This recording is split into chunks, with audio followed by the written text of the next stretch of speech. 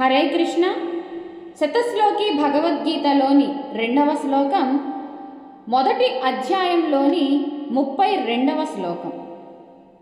ఓం శ్రీకృష్ణ పరమాత్మనే నమః. శ్రీమద్భగవద్గీత అతః శతశ్లోకి భగవద్గీత. న కాంక్షే విజయం కృష్ణ న చ రాజ్యం సుఖాని చ. కిం నో రాజ్యేన గోవింద కిం భోగైర్జీవితేన వా. న కాంక్షే విజయం కృష్ణ న చ రాజ్యం సుఖాని చ. కిం నో రాజ్యేన గోవింద కిం భోగైర్జీవితేన వా.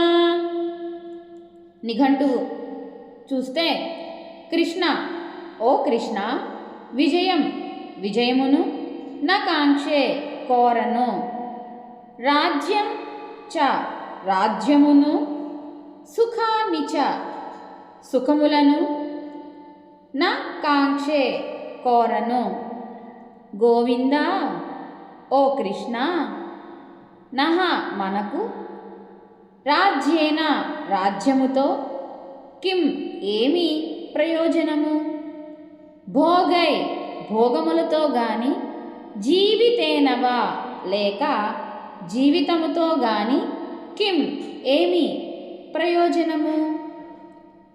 తాత్పర్యం చూస్తే,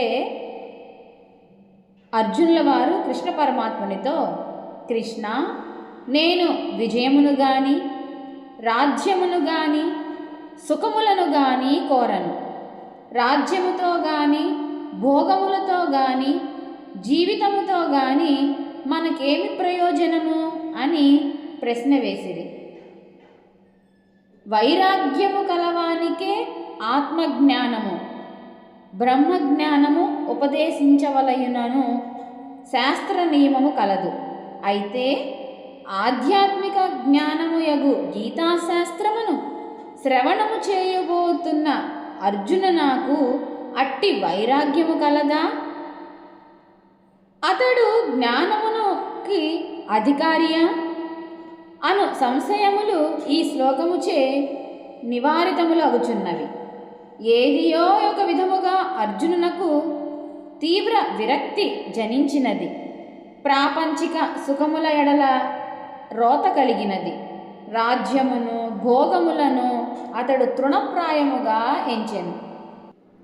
1000 లోకములు తనకు సమర్పింపబడినను అక్కరలేదు అను నిర్ణయమునకు వచ్చెను. ఇట్టి తీవ్ర వైరాగ్యోత్పత్తి కాలమే బ్రహ్మ విద్యా బోధనకు తగిన సుముహూర్తము. కనుకనే శ్రీకృష్ణమూర్తి అర్జునునకు ఇదివరకెన్నడనూ బోధింపక వైరాగ్యము, భోగ విగర్హణత్వము హృదయమున లెస్సగా ప్రజ్వలించిన ఆ యుద్ధ సమయముననే అదును చూచి పరమార్థతత్వమును బోధించెను. మనకు ఎప్పుడు ఏది ఇవ్వాలో ఆ పరమాత్మకు తెలుసు. ఆ సమయం ఎంచుకొని మనకు అన్నీ నేర్పుతూ ఉంటారు. జై శ్రీకృష్ణ పరమాత్మ. జై భగవద్గీత.